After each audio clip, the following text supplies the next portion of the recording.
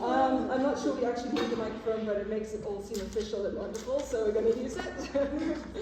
Thank you so much for coming this afternoon to the very first ever student film. It's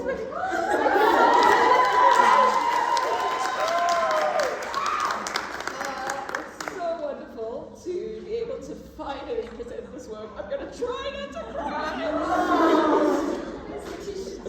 I haven't had any time this year to cry at events, so this is going to be the whole, it's going to be the review.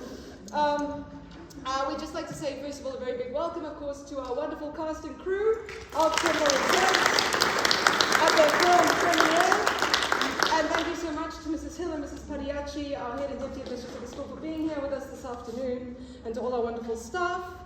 Not to mention our musical director, you didn't know it was a musical, Bethel Azris, thank you so much Bethel, and the Glee Club, and of course to Emma and Musa for all their amazing hard work and just being the best co-workers ever. And let us not forget Mr. Matthew Roper, who is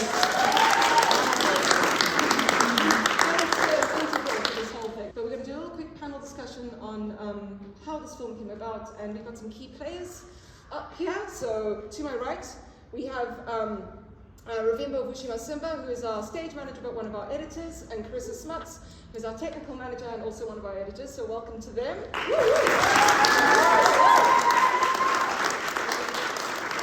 And to, just behind them is the writer of...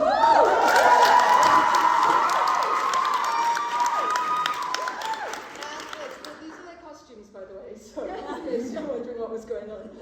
Then we have our three heads of drama this year, Makavimbikaishe, head of drama, and Zhou and Sarah. Thank you so much for being here. So we're just going to ask 4 questions for today. And the first one is a question directed to Rumbi. And our question for Rumbi is, how did you come up with this entire plot or world?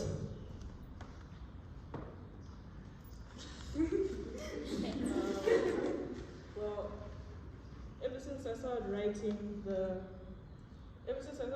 plays for the school, like those short skits I used to write during like the arts and culture evening and play things like that, I always wanted to write a full-length script, and I really wanted it to be a part of the senior play. So the first idea I sort of had was we were sort of having like a TV on stage, but that one fell through because I couldn't think of all the separate shows to go on with. But I was very fascinated about the whole like fast forwarding and rewinding and sort of up and down of that sort of aspect of it. And then I saw on the TV show there was like a whole episode that was dedicated to a person telling a story to their therapist, and the way it was sort of structured was it was very like the person would go off topic a lot and do a lot of things like that. So and I thought and I started thinking about if you could do this on stage, how cool it would be to do that, and then I wrote the first scene for it, and then it just started from there. So.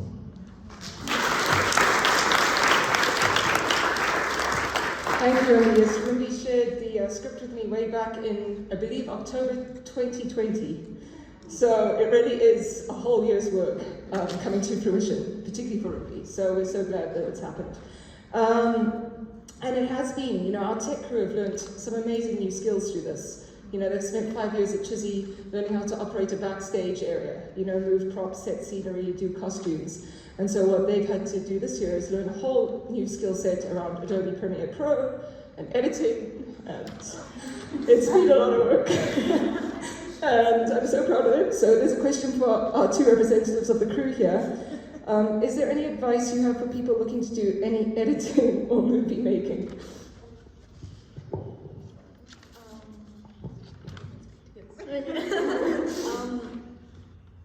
You have to learn a lot of patience, because the computers aren't always going to go according to like the way you want, like your timetable. If you set, let's say, an hour to edit a scene, it's going to take an hour and a half to 2 hours. So it's quite a bit of patience, but it's nice to see at the end when everything comes together. So I think when doing it, just think of your end goal, what you want it to look like, even when it gets frustrating.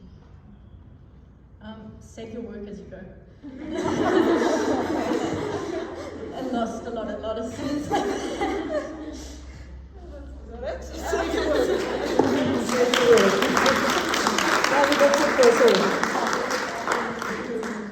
And we're just going to jump to, so we've had a wonderful cast of lower six and upper six for this film. About 30 students in total of cast and crew have been involved. And I'm just going to ask our three heads of drama here, who both play key characters in the film, what was your favourite part of this entire creation period? If you could each answer. Thank you. So I think my favorite part of this was just going into something new. It was really, at first I wasn't sure how it was going to work, but I think I had fun collaborating with some other characters that I had scenes with, and we discussed what our character motives are, and it was just fun to get to know each other very well, because we do that when we have a play, but when we had a film, we were trying to build a kind of dynamic and chemistry through the screen. So I think that was fun, just getting to know other people's characters. Hi. I think just the same thing as well. It was kind of like, usually when you've got like a play going on, everyone's together and all of that, and then this year that didn't exactly happen, but kind of like seeing how interested everyone was, like behind the scenes, you'd have people asking like, oh, what does your character do here and here and here? And so even, there's some deep stories that happened in the precinct. And just getting to discover that, you know, you're not just limited to the stage, and kind of adapting and changing and learning how to do different things. And it was just a great experience, just the whole thing. Y'all stole my answers. Just fully 100% just agreeing with what you two just said. Like, it was so, like, I just feel so excited to have been able to do something, you know, even in the midst of a global pandemic that, you know, we all know about. So it was just such a wonderful experience to still get to, you know, talk to you guys and like collaborate with you guys, even though it was different than what it usually is. It was just, I felt so blessed to still be able to create something with you.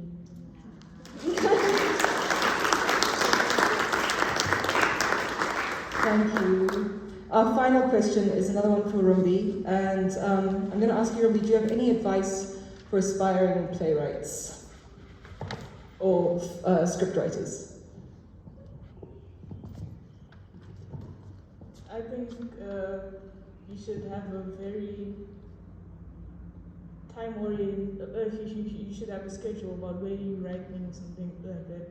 Because when I started writing it, it was just like when the inspiration hit me, and that took a while to happen. So I think if you do something with a certain schedule, and if you plan it the whole way through, like knowing the end before you actually start writing, it will help you with writing.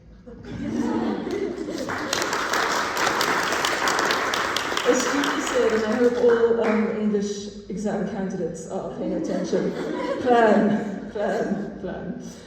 Thank you so much to our panel. Before they leave the stage, I'd just like to call up our entire cast and crew to come and stand on the stage so your audience can see you and you can be applauded from our lovely supporters who are here today. So if you'd like to come up and do a little costume parade in person.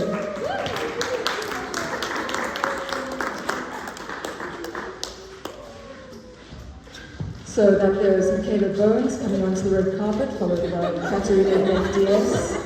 There's Majita, our sound engineer, and there's Tino Zingarele in her Chizzy shirt, which was not part of her costume, actually. But you know, these things happen. Come to the front. Okay, come on front. There is. That is actually Sana Ansari, if you can recognize her.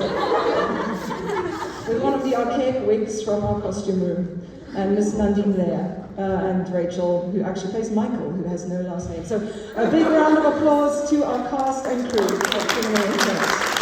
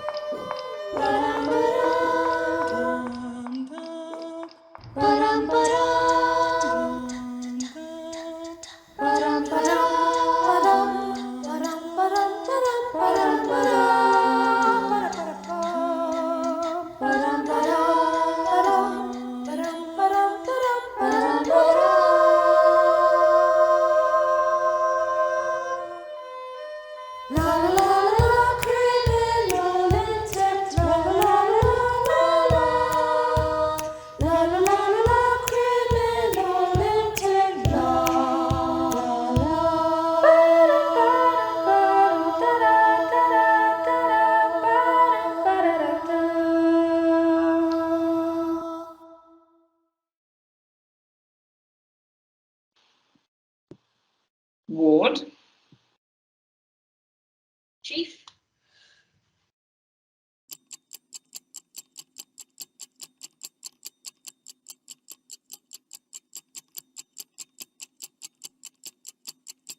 Ma'am, I can explain.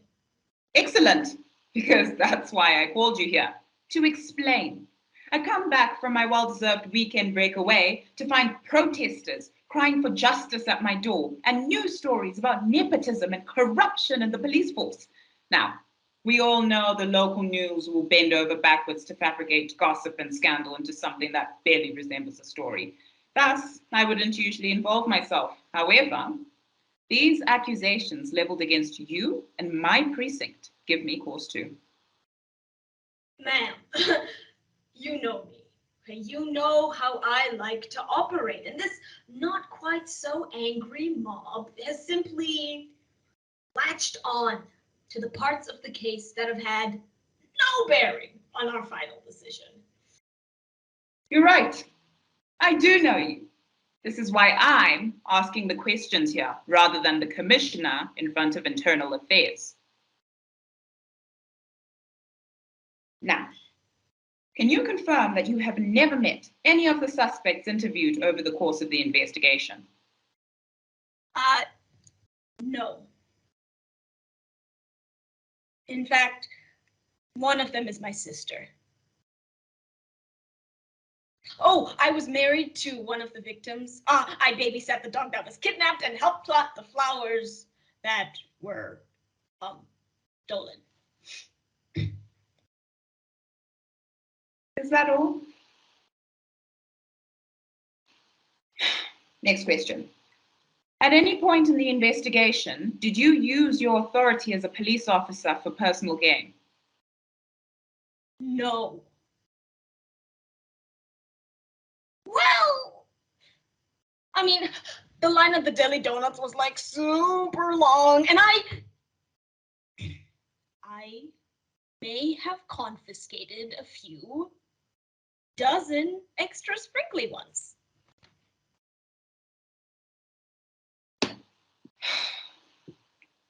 Honestly, Patrick, I'm disappointed. How could you use the authority of your badge in that way? Dozens of donuts plucked from the hard-working hands of the people of this fine city. And I didn't even get one?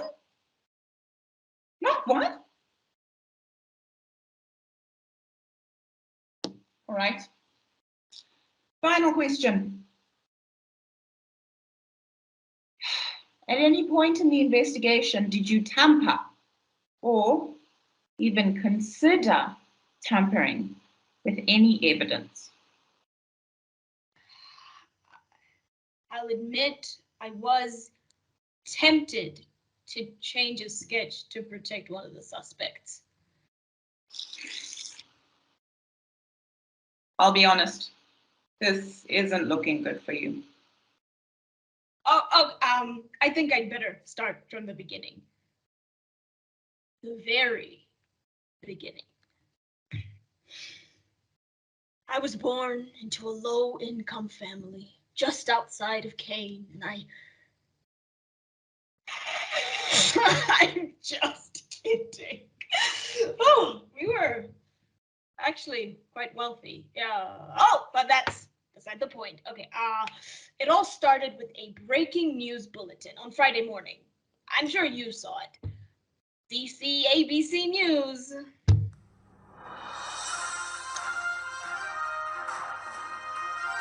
CC ABC News. On the pulse. Now, Frank, what do you consider a crime? Dognap? Spray painting your car purple? A mugging? Or even digging poor innocent plants right out the ground? All of the above, Penny, and this string of petty crimes implies that the famous neighborhood nuisance has returned after months of inactivity, causing many of the residents to go to the police station with their complaints.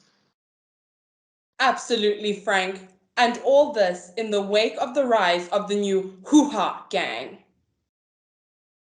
Hoo-ha? Am I saying that right, Penny? You sure are, Frank. More on the story as it develops. I'm Penny Drops. Hoo-ha.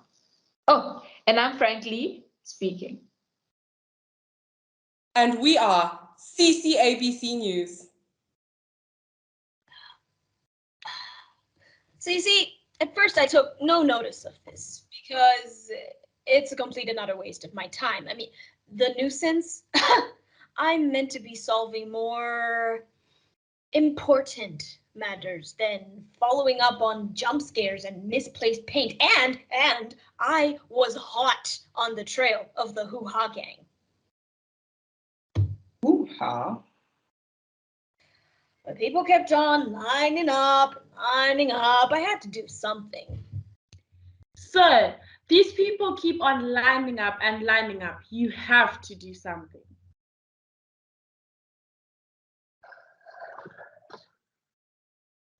Hey, Pines. Morning, Ward. You know Pines, right? The rookie from the forensics department? Yeah, she has a way of connecting with people that I never really understood. So I called in a few witnesses, gathered some possible suspects, and got this whole party started. And what was the end result? Oh, whoa. Hold on there, Chief. Okay, you are missing all the best parts. Grab yourself a chair and enjoy. This story hasn't even started yet.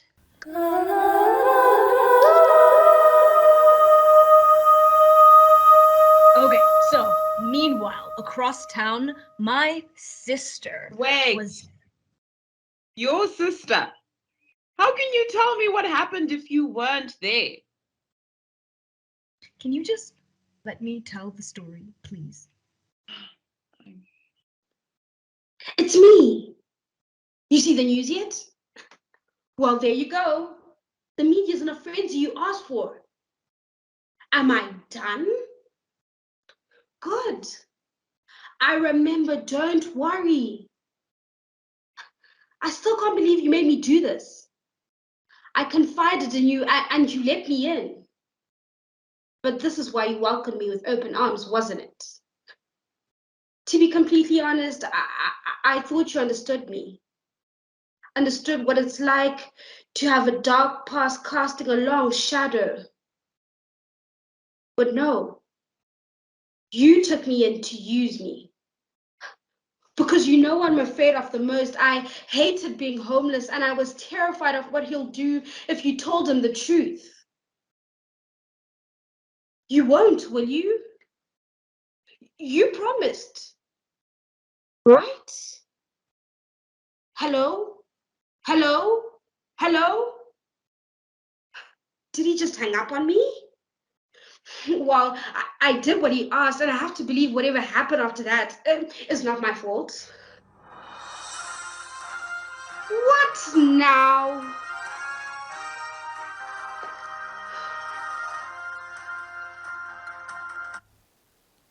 CCABC News. And we are on the pulse. This Friday morning, we reported on the string of crimes committed by the returning nuisance. Why is he afraid of the news, huh? All you did was pull some harmless pranks, and you even gave the dog back. We have just received word that one of the victims of the returning nuisance tragically died this afternoon in hospital after being found unconscious on the street by his wife. Someone died? Our correspondent, Stephanie Gates, is at the hospital right now, ready to give us the full scoop. Morning, Stephanie. Morning, Penny. Now, Stephanie, can you tell us what is happening at the hospital right now? Well, Penny, the doctor in charge of the ER has just informed us that the victim, Mr. Wilbert, has passed away this afternoon due to complications arising from the injuries sustained in the morning. His wife, Jessica, reportedly never left his side throughout, and we are hoping to have a word with her as she makes her way out of the hospital. Back to you, Penny. Well, there you have it, folks. It looks like the neighborhood nuisance has just graduated from misdemeanor crimes to something more substantial. This is bad, isn't it? It's very, very bad. And as bad as it is, it's not my fault. I might need something stronger than this.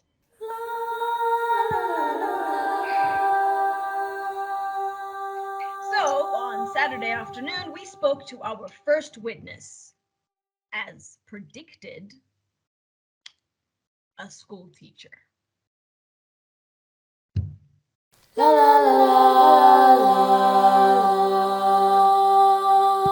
Okay, let's see. Name Olivia Carson, age 35, title Miss, profession school teacher. She reports she was mugged by an unknown individual on her way back from a night out. Ready? Ready. Reginald, could you kindly let in Miss Carson?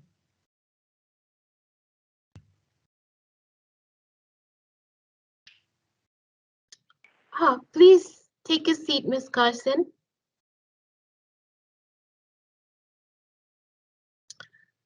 Now, can you please recount to us what happened on the day of your mugging? Well, it all started on Thursday night. Me and my girls. Ugh, probably all school teachers, and me and my girls? Obviously not an English teacher, huh? We're just coming back from painting the town red, celebrating half term, when we heard a rustling coming from the bushes. Hey girl, did you see that guy at the bar? He was a tall glass of water looking at you like you were my Zoe Orange Crush. Original flavor. Wait, shut up, girl. Is anyone else hearing that sound? Girl, you crazy. Oh, girl, you leaving. See, as I was watching those two go, I heard the sound my homegirl Charlene was talking about. So I went back, put my face real close to the bushes, and looked. At first, I just saw a whole bunch of leaves in my face. But then, I saw a shady woman wearing a hoodie. What happened next? She leaped up, pointed behind me, and shouted, "What's that?" Ah, yes, oldest trick in the book. Snatched my bag right off my shoulder and ran off into the moonlight. So, what was stolen? Well, nothing really. We found the bag about 10 minutes later, sitting neatly on a bush. Nothing was missing, but the true crime was yet to be revealed. She had marked my students' papers badly, giving A's and F's indiscriminately. And there were purple handprints all over my bag. Whoa. Okay, wait. You took your marking to the bar. Purple handprints, is that all you can remember? Mm-hmm.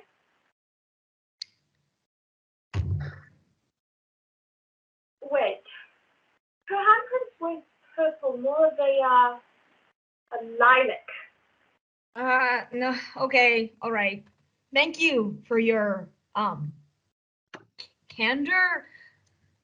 Reginald, could you please see Miss Carson out?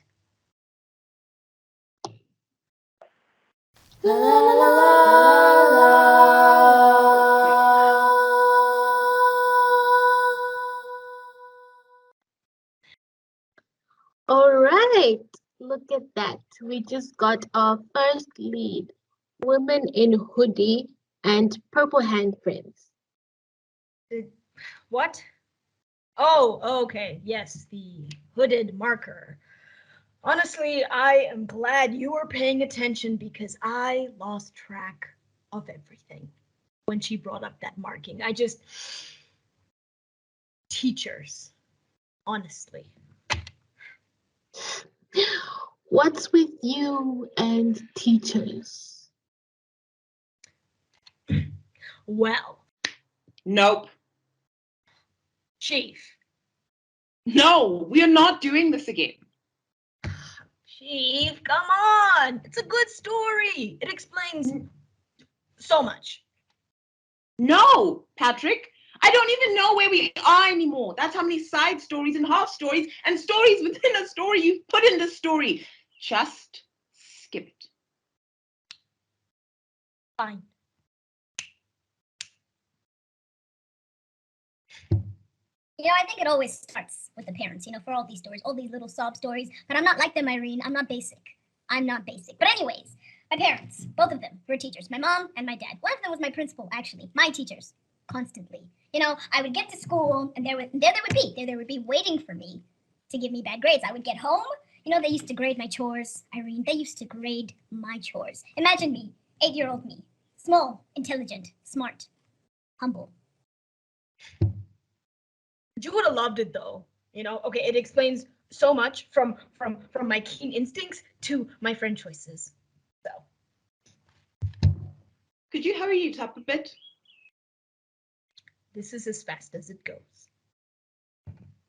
Living his life and only to not ever, not once, Irene, not once, be recognized for his efforts. But you know, I didn't let it affect me. You know, me, Ben, Sarah, we had a good time, we had a good life, and we didn't let it affect us. But here I am now, living my best life. You know, I'd say I'm pretty healed, you know. Me being the well-adjusted adult that I am, I'd say I'm pretty healed from my childhood trauma. Meanwhile, across town, the news of the death was felt by the person closest.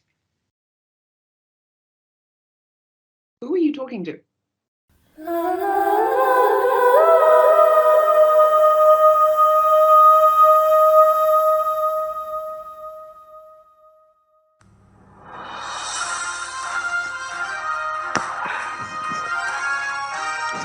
I'm sorry.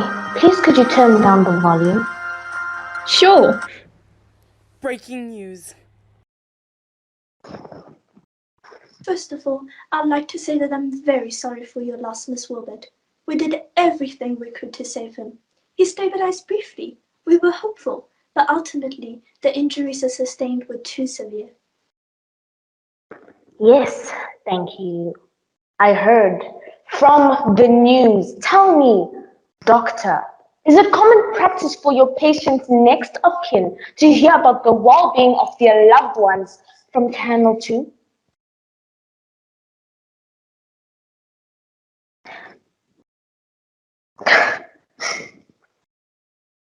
I'm sorry, that was unkind. It's just so hard to believe that he's actually gone.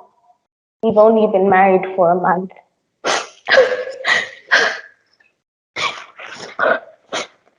I understand, ma'am. I deliver bad news almost every day, and it never gets easier. If it makes you feel better, I don't know how the reporters got that information so quickly. It's almost like they knew before it happened, and we thought he was going to pull through. If there's anything we can do for you, please let us know. Thank you.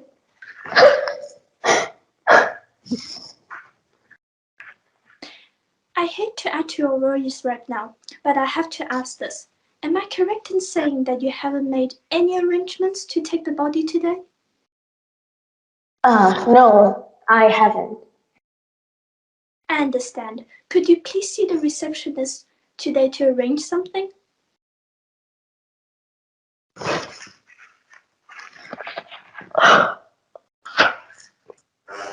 I would like to apologize again on behalf of myself and the hospital. Doctor, the patient in 17N has relapsed. I'll be right there, if you will excuse me.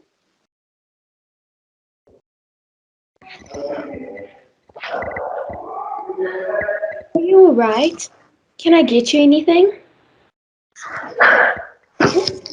Just some water, please.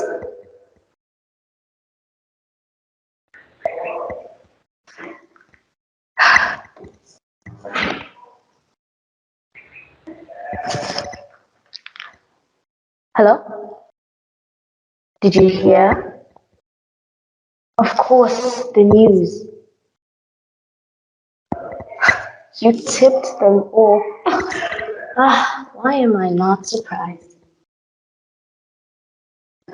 Not without a hitch, actually. I was with him the whole time.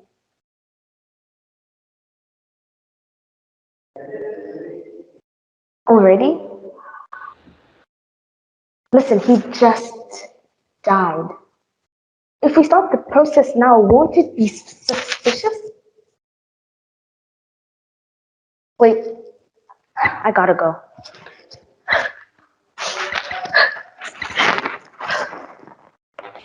Here's your water. Please come with me and we'll go over the paperwork.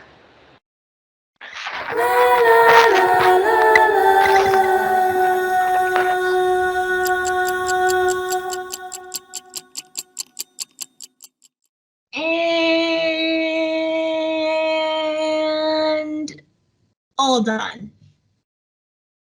Detective, how many hours did that story take?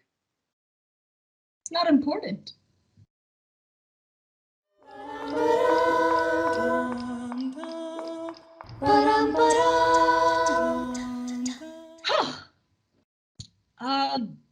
Reginald, please bring in the next witness.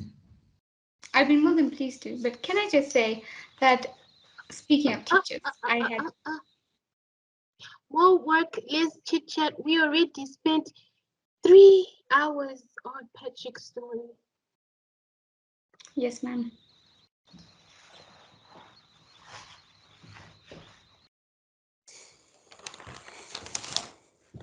Morning, Mr. Chenson. Please take a seat. Well, what might these be? It's the nuisance. You managed to take a picture of him? Okay. Not bad. Okay, good composition, very clean aperture. But your framing. You seem to be focusing more on the flowers than the suspect. The suspect. Next to what seems to be your daughter in the doorway of your house? How do you know so much about him? So, are you going to arrest this guy or not? Whoa. Okay. Whoa. That's not how this works. Okay. Can you tell us what he did? Do you have any actual evidence? I'll tell you what he did. He stole my roses, my petunias, my lilies. Pretty sure this is the plants guy. And my award-winning sunflowers, just plucked out the ground and arranged into rude shapes. And evidence? What do you call that photo? It shows the suspect at the scene of the crime right before it happens. Look at what he did to my petunias.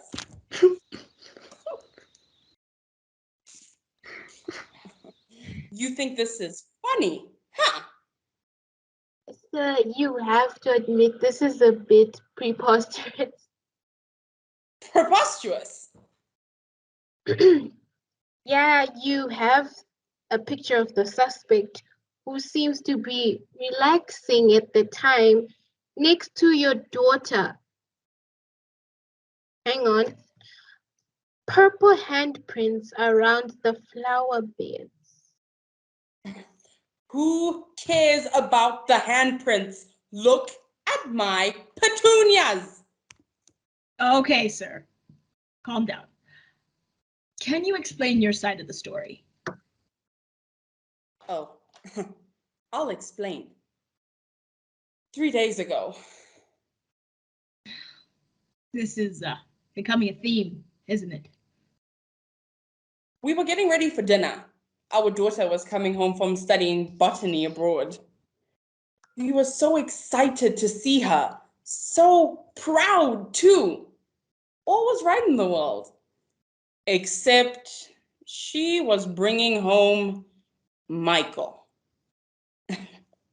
That man came in and single-handedly ruined everything.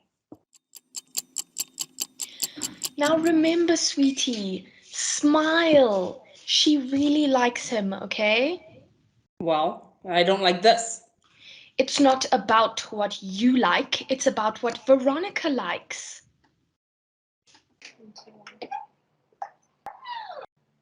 Hi, sweetie. Hi, Mom. Hi, Dad. Hi, sweetie. How have you been? Really good, Dad. I'm enjoying school. We're learning so much. And this is Michael. He's my boyfriend. Evening, ma'am. Oh, good evening, Michael. Evening, sir. Sure is, isn't it? And are you studying botany as well? Oh, no. I've never had much luck with plants. I'm training to be a teacher, actually. I see.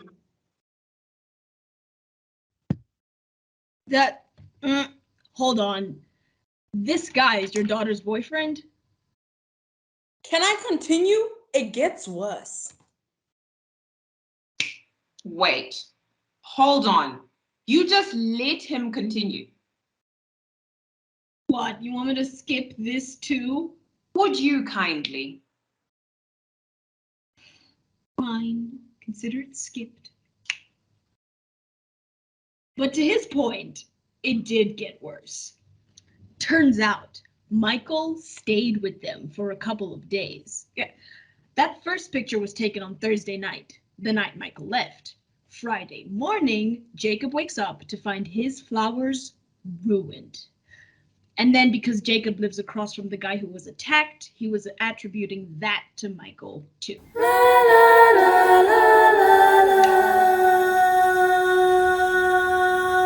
So you don't believe Michael is the nuisance? Well, to be frank, no. See, according to you, this is his first visit to the town, and the nuisance has been operating previously.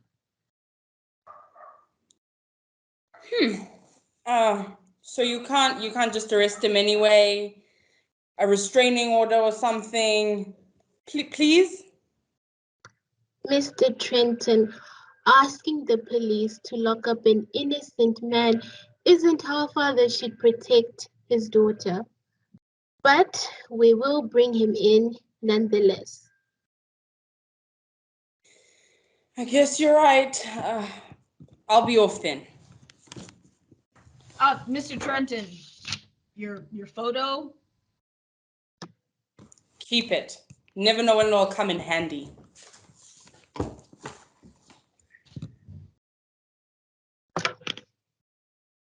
This is also useless, I presume? You're starting to get the hang of it. And more purple, it seems. None of this makes sense. Each witness just gives us more questions instead of answers at this point. Well, that's just how field work goes.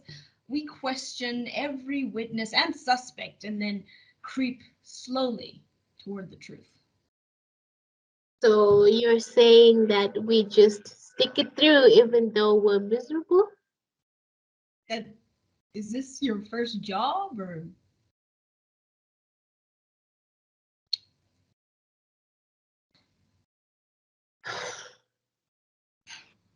So it was becoming clear, to me at least, during the investigation into the crimes of the nuisance that the murder just didn't seem to fit with the general pattern or her general MO.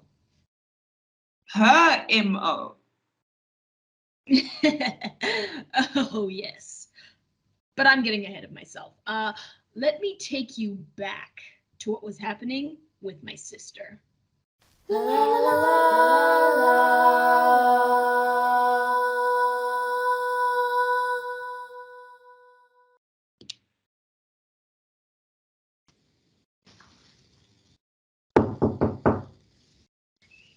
Who is it? It's me, Harry. What brings you up here? You see the news? I did. I'm assuming that's why you didn't come in for work today?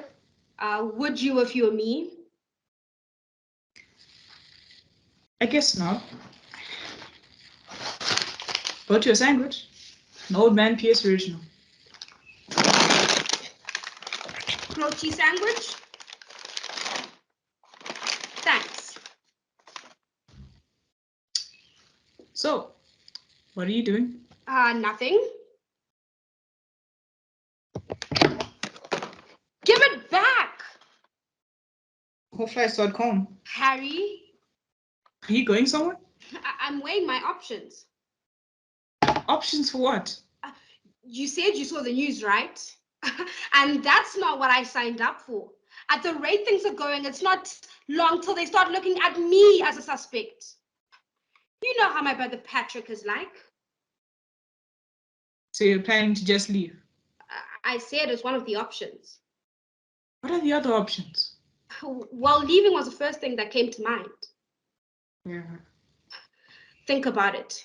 If the truth about my past comes out, it's not long till I lose everything I've built. But you already know that, don't you? That's unfair, Sarah. I had nothing to do with it. That was all him. Let me talk to him, sort things out. I can make it all go away if you stay right here. And how will you do that? You just need to trust me, okay? I guess I don't have much choice anyway. Good. Now, in the meantime, don't do anything rash or draw attention to yourself. No more thoughts of running away. Why do you care whether I stay or go? I should go. Wait, just like that? If the police call, go along with them and answer all their questions, but remember what's at stake here. Enjoy your sandwich. I'll try. La la la la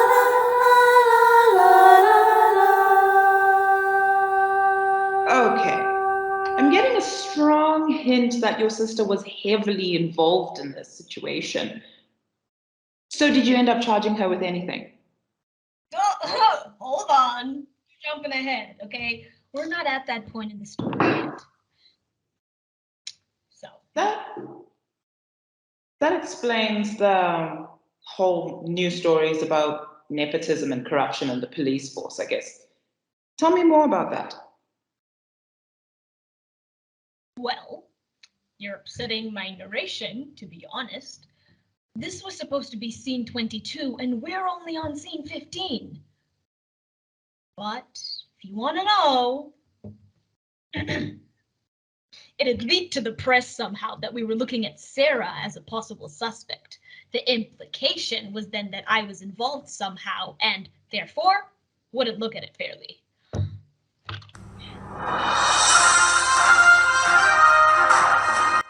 We are CCABC News. And we are on the pulse. We have hot off the press breaking news about the investigation taking place this weekend. Some people are calling it an investi scam. That's right, Penny. Shocking revelations reveal a connection between law and disorder. It turns out that one of the main suspects of the investigation is none other than Detective Ward's sister. Many questioned the validity of the investigation and what lines Ward would be willing to cross to protect his blood relative. And we have the evidence to support it. It turns out that Sarah Ward is a veteran of crime, so to speak. And she gets off lightly.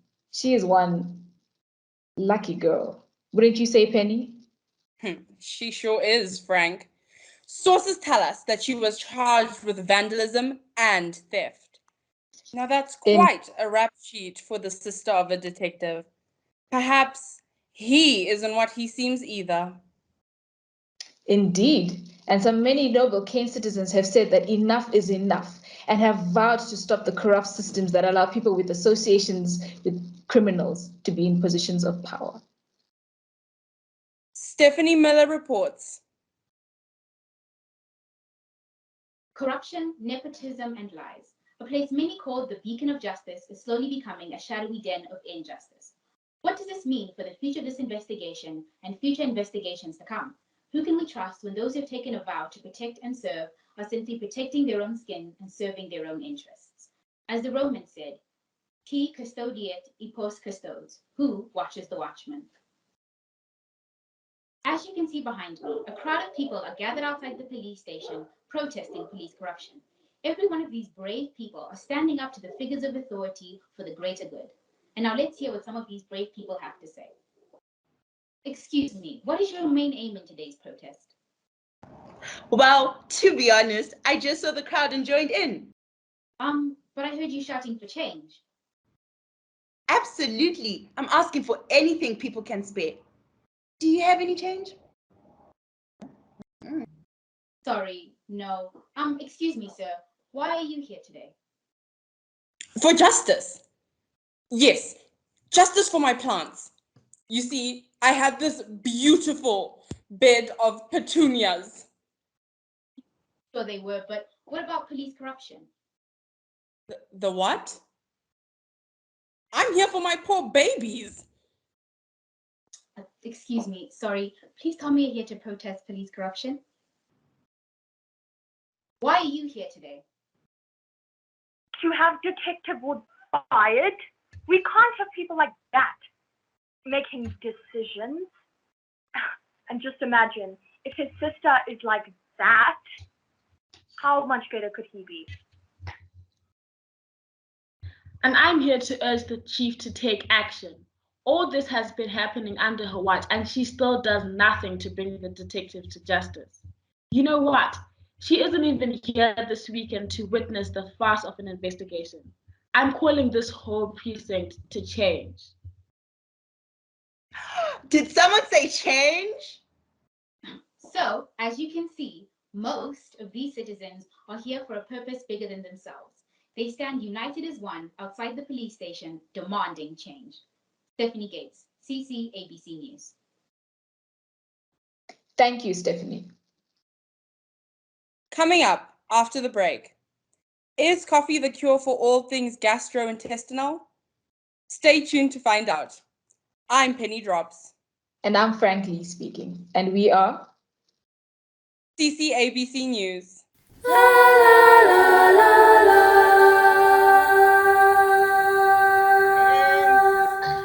There you have it. Just a whole lot of speculation. Nothing to worry about. Now, back to the case. Our next witness was this guy, Mr. Those are some pretty serious allegations. What happened to put them at ease? Barb. Ma'am, we are only entering the middle-ish of our story. Please, bear with me.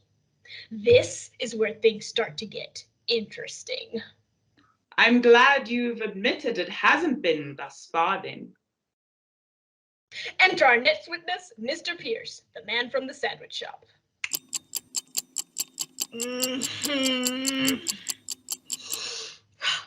What witness number is this next one? 3.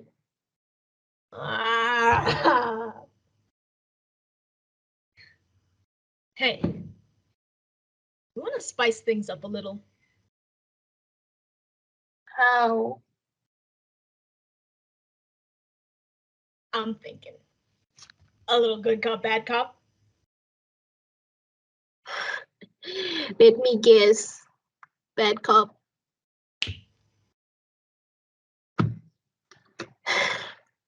Fine. Reginald, could you please bring Mr. Pierce in?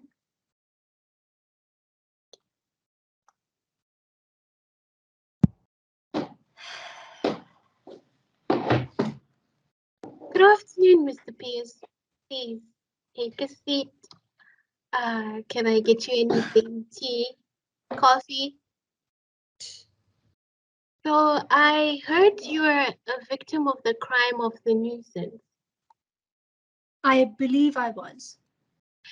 And how are you feeling? Oh, I'm fine. It was my car that was attacked. It's quite a lovely day, wouldn't you say? Well, I think that it's enough chit chat. Let's cut to the chase, Mr. Excuse my partner, Mr. Pierce. Now, please, can you describe for me the incident in detail? Well, it was Friday morning around 5:30, and I was getting ready to go to my work at the sandwich shop. And then my son ran in saying that he loved the new car. And I said I didn't know what he was talking about because I didn't buy a new car, money being so tight after buying the CCTV to protect our house. But he kept going on and on with the, it's amazing, it's so brave, people are going to love it. By now I was annoyed, and I repeated that I did not buy a new car and he must be losing his mind. But after somehow concluding that I was the confused one, he dragged me, his elderly father, by the wrist to show me the car in question. And well, that's when I discovered that my car had been painted purple. Purple?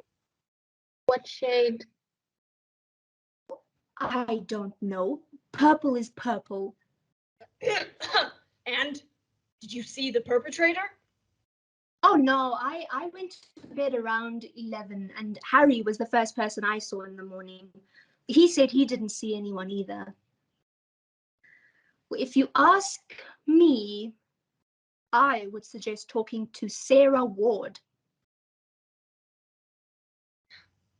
Excuse me? She's an employee of mine. She's been staying in my spare room for a few weeks. She might have seen something. I haven't seen her in a few days, though. My sister? She told me she was going back to university, turning her life around. I guess that was a lie too. Wait. You said you have a CCTV camera. Can we check your CCTV footage? I'm afraid not. You do realize that your house is in the same area that the nuisance struck on Thursday night?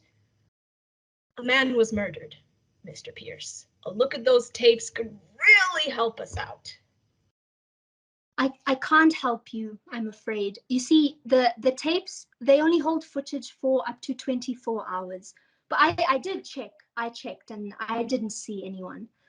If there's nothing else, I'll see myself out. Thank you for your time, Mr. Pierce. Reginald, please could you see him out?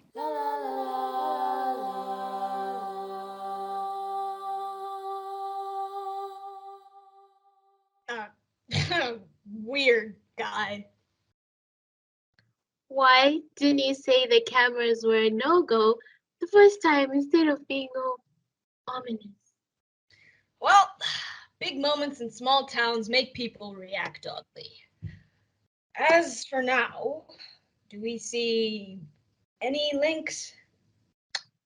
The color purple. That's the only thing that makes sense right now.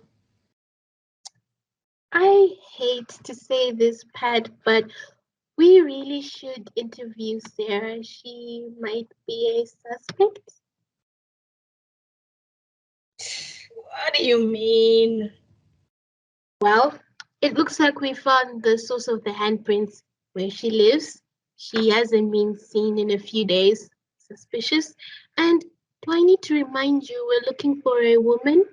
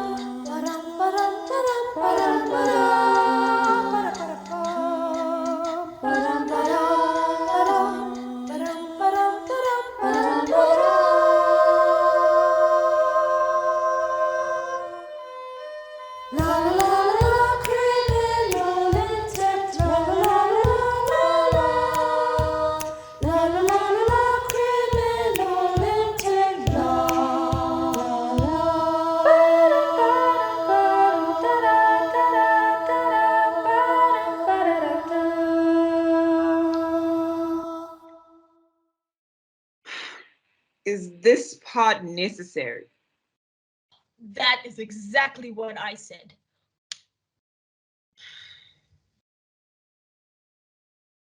Is this part necessary?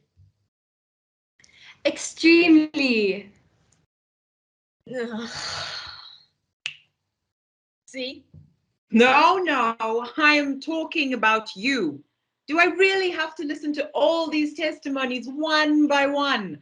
Can't you just summarize this? Okay, if you'd like, there's an extremely detailed report of all of this just sitting on my desk waiting to be sent. But I was giving you a better alternative. A better alternative? Think about it this way, okay? Would you rather read the book or watch the movie? The movie. Yes, the movie. This is the movie. This is the movie.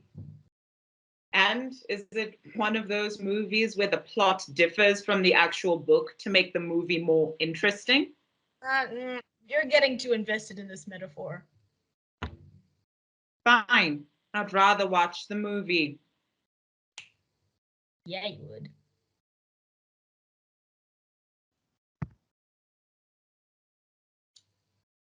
Can I continue? Yeah, sure. You don't want anything? Popcorn, Coke, or... You're getting too invested in the metaphor. All right. So, where was I? Okay, this lady honestly isn't that relevant. Basically, all she says is that a woman in a purple hoodie grabbed her dog, blah, blah, blah, blah, blah, blah, blah. Let's get to the real important part. Enter Jessica Wilbert. Thank you for coming in, ma'am. We understand this is a difficult time for you, so we appreciate anything you could tell us about what happened. We are doing everything we can to find out who did this. Thank you. You look good, Patty. A little worse for wear, perhaps? Hi. Yes. How you doing? Good. How are the girls? They're good. Waiting for your call, that is. They miss you. I haven't been in the right frame of mind lately. I mean, I get it. You know, you've got a lot going on. But it's been months. Okay, my job doesn't leave me a lot of time to spend with the kids, and I've had to rely more and more on Ben. And do you know how difficult it is for a 4-year-old to understand why mommy and daddy don't see each other anymore? Not this again. Can't you just be the detective today, Pat? I'm sorry. Can you really take the moral high ground on this? Excuse me? I'm trying to have a mature conversation with you, but all you do is play defensive and paint me out to be the bad guy. And the way you say detective is my job a joke to you? Patrick, I'm not trying to fight you. I'm trying to explain what's happened. This is my husband we're talking about. Your new husband, you mean. Didn't take you long to move on, did it, Jessica? That's your problem. You know that? It's all about you. I had needs too, but you never understood that. You just need so much attention, constantly. You're worse than the kids. At least I'm there for them. Oh! Shut up! The both of you. This is not the time or place to have this conversation. And Ward, Patrick, have some respect. The woman's husband just passed away. And as you're clearly not emotionally equipped to handle this, I think Pines should take it over from here. Alone. You're right. I'm sorry, Jessica. Please just tell them what you know.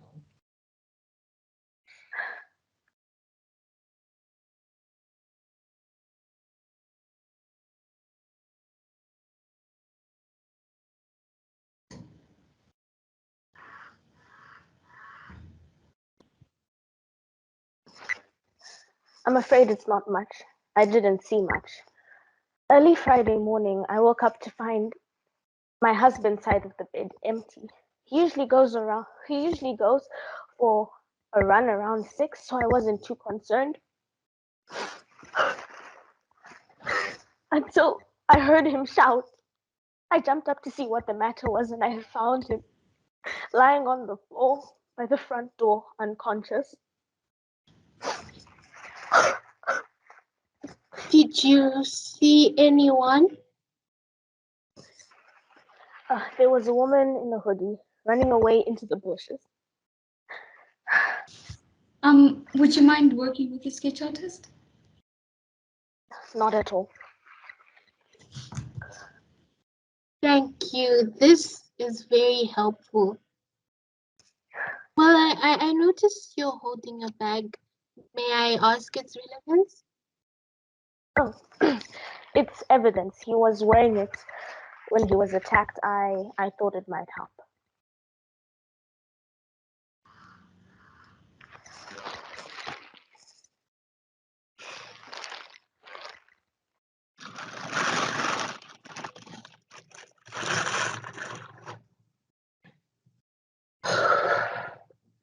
I think that will be all. Thank you very much. Reginald, please could you take it to the sketch artist?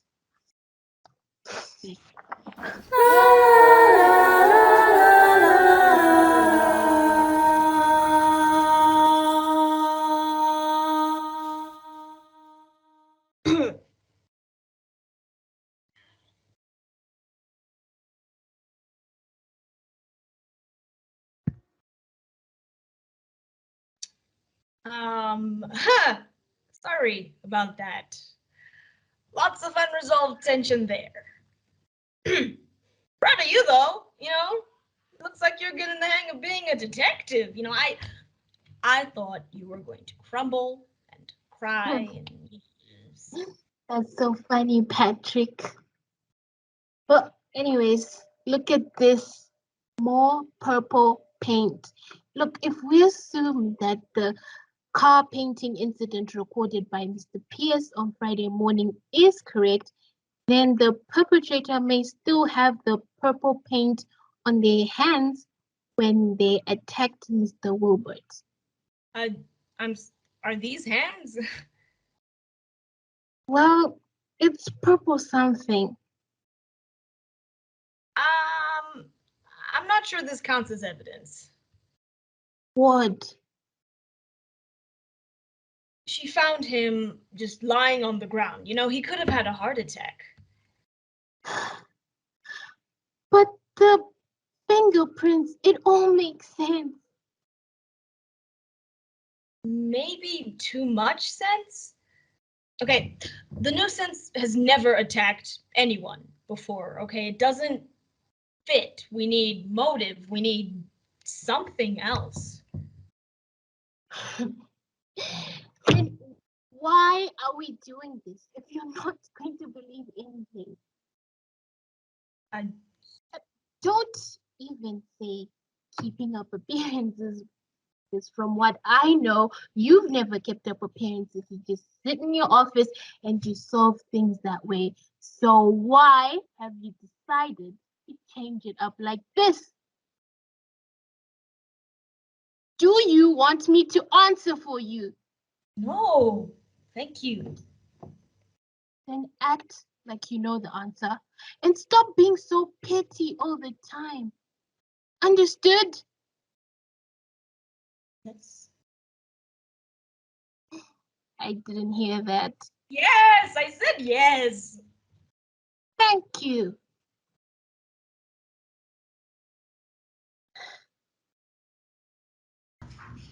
What's going on?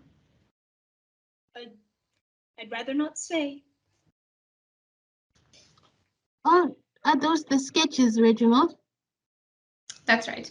Adding with Mrs. Wilbert's account on what we've gathered from Miss Carson, it's really given us something to go on, at least. Thanks. You should also look at purple, you know, gang things. Why are you nervous? I'm not nervous. I'm honest.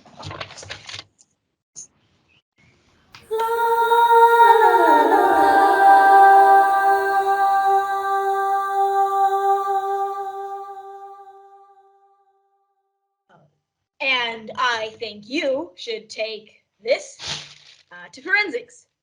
Now, you know. So we'll have results by tomorrow. You are nervous, aren't you? Shut up. Like I was saying. It's past 6:30. Forensics hate getting late work. I'll take it in first thing in the morning. It's been a long day. And we have all those suspects to interview tomorrow. See you, sir.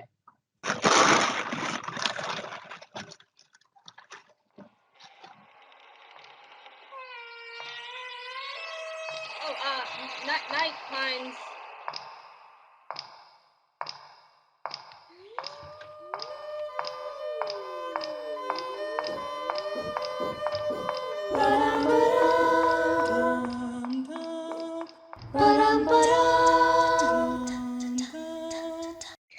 Okay, so before we get to that eventful Sunday, we need to take one more detour to see what was happening with Sarah as we were wrapping up the investigation. Seriously? We were finally getting to the interesting parts. Oh, ha, ha, hoo! So you admit it's interesting.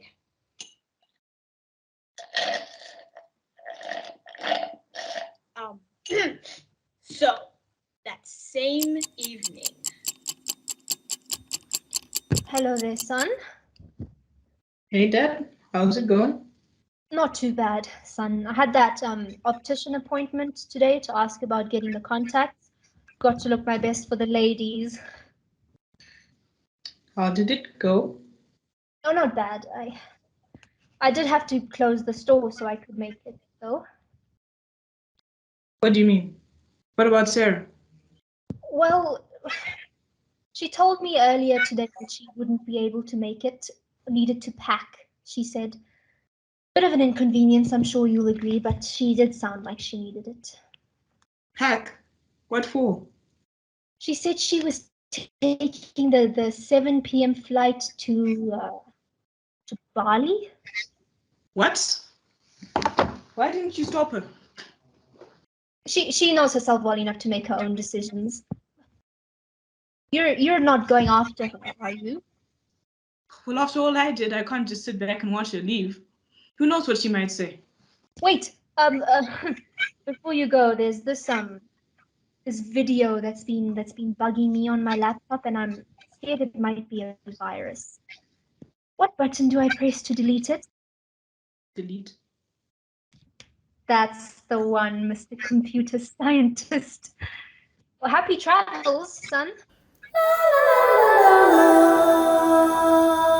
Okay, so fast forward to the next day.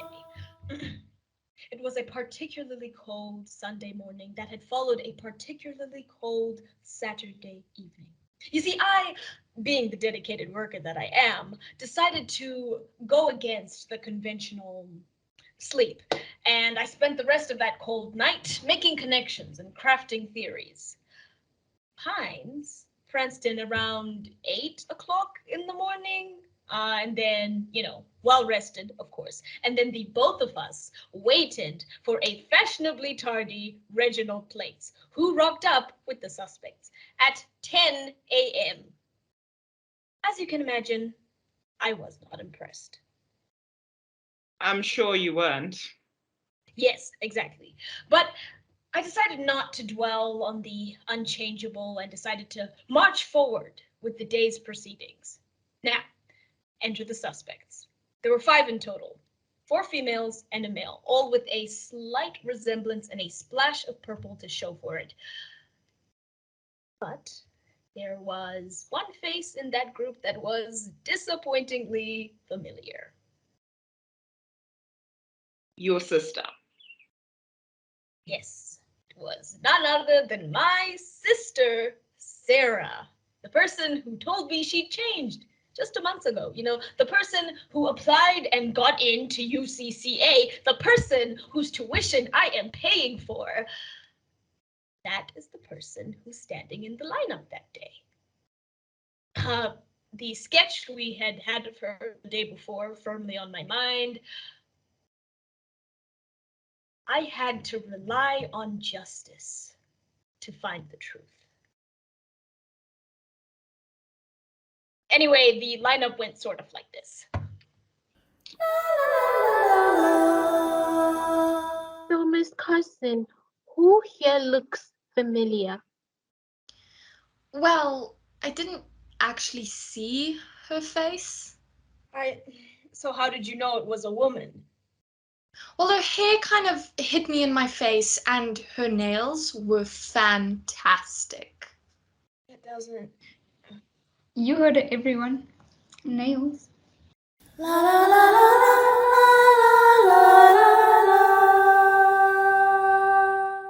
Mrs. Wilbert, who here looks the most familiar? I only saw them from the back, so... Way ahead of you. Reginald? Everyone.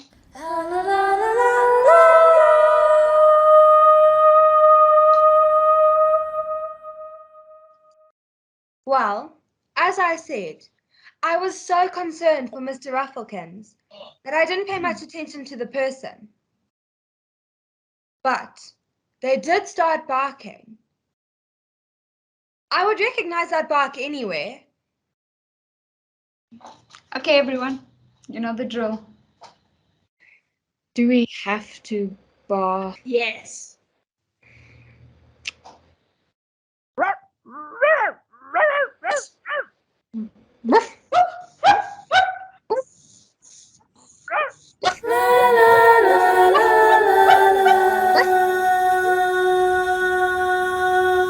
By the end of it all evidence pointed towards Sarah. You know, she fit the description, the sketch, and that bark was unmistakable. So we set up an interrogation room and I prepared myself to ask the difficult questions.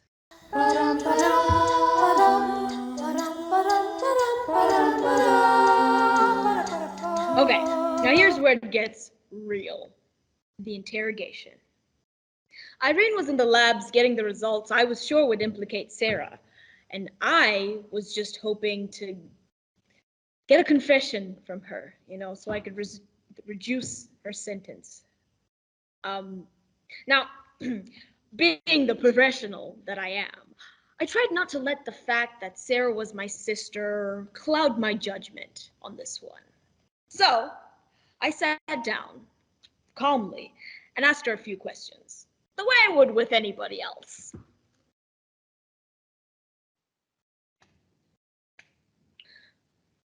How could you? Huh? When I trusted you with all that money, I actually believed you would do something with it. You know, do something with your life, Sarah. You know, I remember a time when this goes on for quite a while, Chief. So let me just fast forward to a little bit later. And you've been lying to me for months. I haven't. I was at university and I was working hard, but... What, Sarah? I just couldn't get away from my past, I guess. But I didn't hurt anyone. What are you talking about? What about the man who died? Just admit it was you, and I can We can help you serve a lower sentence. That wasn't me, I swear. Well, forgive me for not taking your word over 3 eyewitnesses and that poor dog's traumatized reaction to you. Nothing to say? Patrick, you have to believe me. I had nothing to do with the attack on that man. And the dog? The teacher's homework? The car? What about the flowers? Innocent there too, right? I thought so. I'm sorry, Pat. I wanted to tell you, but I just couldn't. I want to say I'm surprised, but I'm not. You're the nuisance, aren't you? All this time, I guess it was only a matter of time before your pranks became more sinister. I swear, it was just the small things I did Thursday night. I'll officially confess to that. I'll pay damages. I'll make a statement, but I didn't hurt anyone, I swear. We have an eyewitness, Jessica, who saw you running away after you attacked her husband. She picked you out of the lineup instantly. She's lying. She just is, Pat. Why did it have to be you interviewing me? You'd never believe me. Wait, Pat. If she said she saw me running away, how did she recognize my face?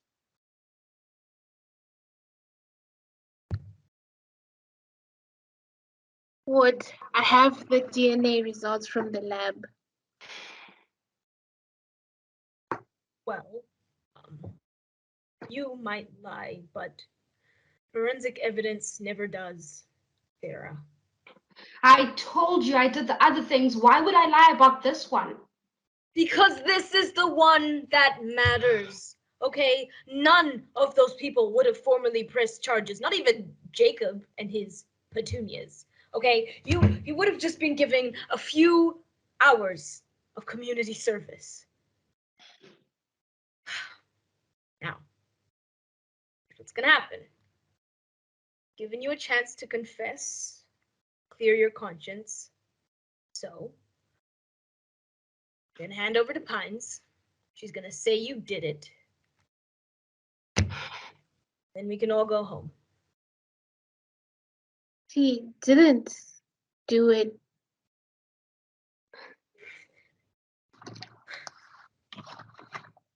Are you sure? Patrick, this is my specialty, and I'm telling you, there is nothing physically linking Sarah with the shirt, therefore, nothing linking her with the murder. I told you that Jessica was mistaken. I was never there, and I didn't hurt anyone. I am so sorry, Sarah. No, I should have believed you. Part of me was hoping I was wrong. You will need to give that statement to the police officer outside, and you'll go over the details of your community service, and then you're free to go. Patrick, there's something I should. Never mind. I'll see you around, okay?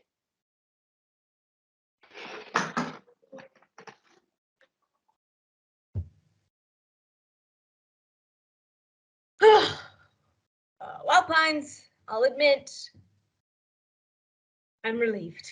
You know, everything was pointing to her. Okay, hang on. What about those prints on the shirt? Not hers. We matched her prints from her last arrest with the purple markings on the flower beds and the homework, but not the shirt. And whoever did this doesn't have a criminal record. Not yet. So that brings us to the end of the investigation on Sunday. No more leads on the murder? Well, I wouldn't say no more. In fact, we had a breakthrough just this morning, and I was in the middle of piecing it together when you called me in. What? You have a theory about who could have done it, and you've been wasting my time with this story, making me believe it was your sister. What if he gets away? Correction. What if they get away? If you would follow me to my office, I actually have a couple details I'd like to check with you before we act.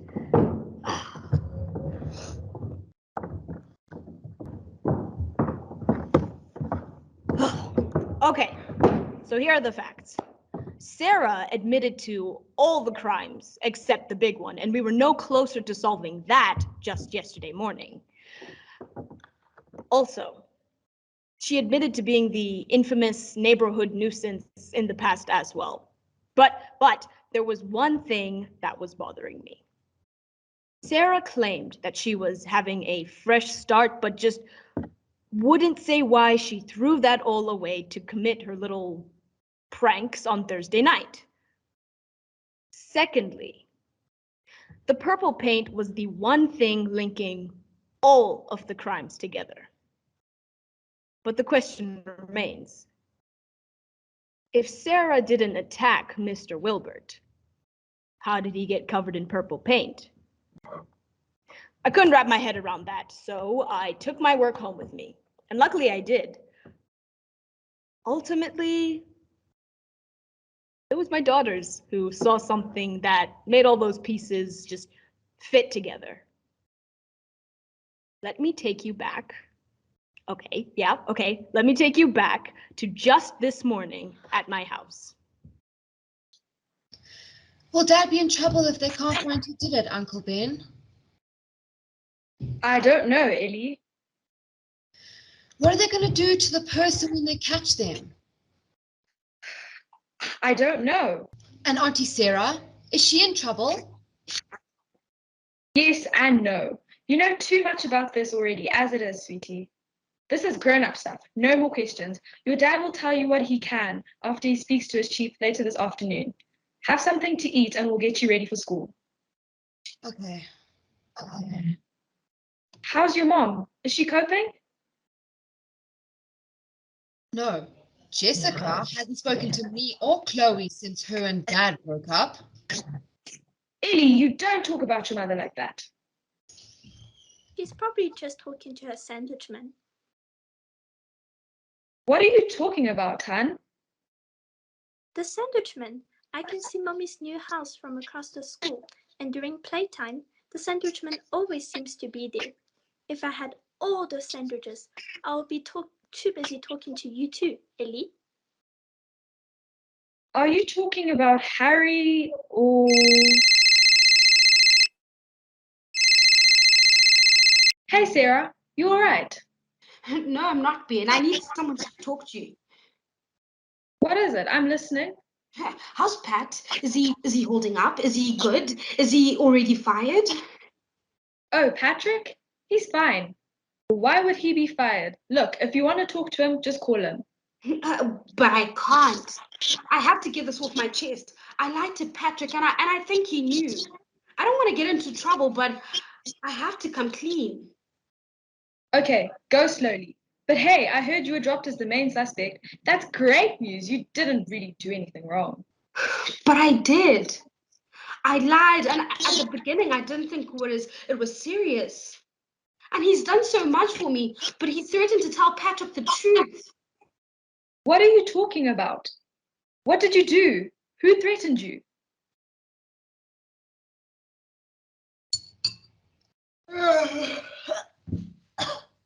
Dad! Hey, sweetie. Hey, Chloe. What you doing? Coloring.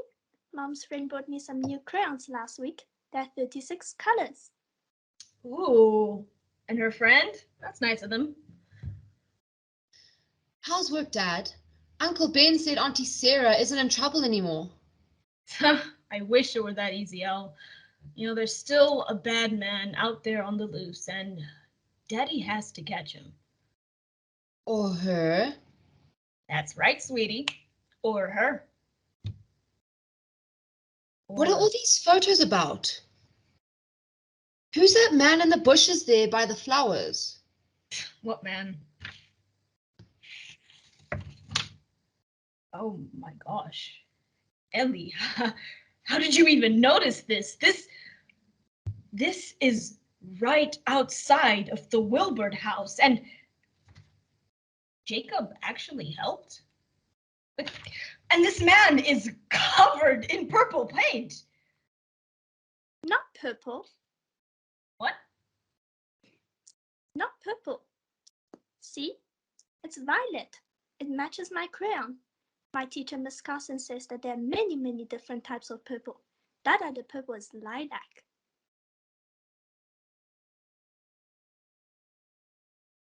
It's a different purple.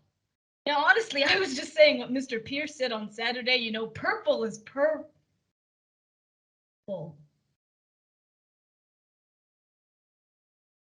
La la la la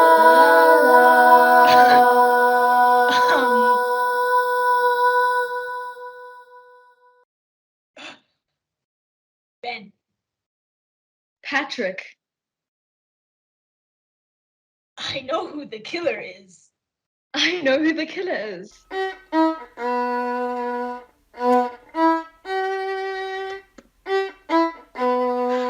CCTV.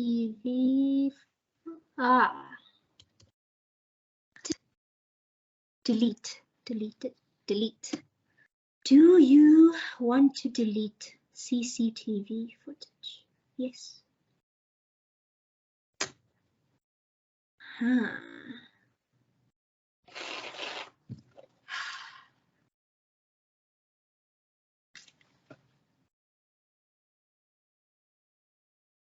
Hey, sweet potato. How are the plans going? Oh, they buried him today? Well, that was quick, wasn't it? I know. Just look, I don't want to push you, but just think about it, Jessica. File that report. The insurance money comes in. You and I can be in Bali enjoying ourselves before you know it. I know, honey. Yeah. I just got off the phone with the insurance company. We are all set. I can't wait to be on the beach relaxing and recovering. I know what you mean, love. It'll be great to relax after these stressful past few weeks. Well, planning things like this, it's tiring. I know, finding the right cash cow. I mean, husband. Getting him to change the insurance plan for love. And finding someone to take the fall. How did you get Sarah to do that, by the way? Oh, no, Harry is really the one we have to thank. Although he didn't know it. He was against using her from the start. Oh, let me guess. She was in love with him. You got it.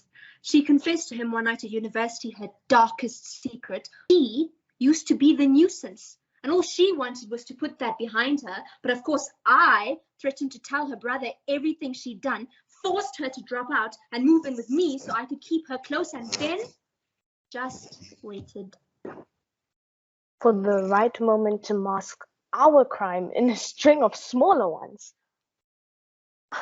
That's right, love.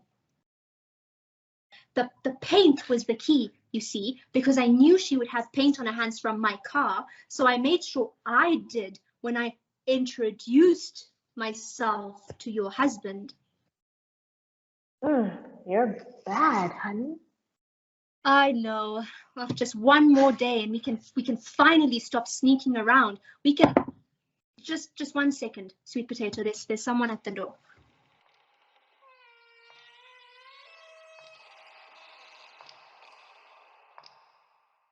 Afternoon, Mr. Pierce.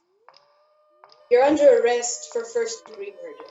You have the right to remain silent. Anything you say can and will be used against you. Run, potato, run! You have the right to an attorney. If you cannot afford one, one will be provided to you. Do you understand your rights as I've read them to you? Honey? Honey? What's happening? Don't play these games. Ugh. I've got to go.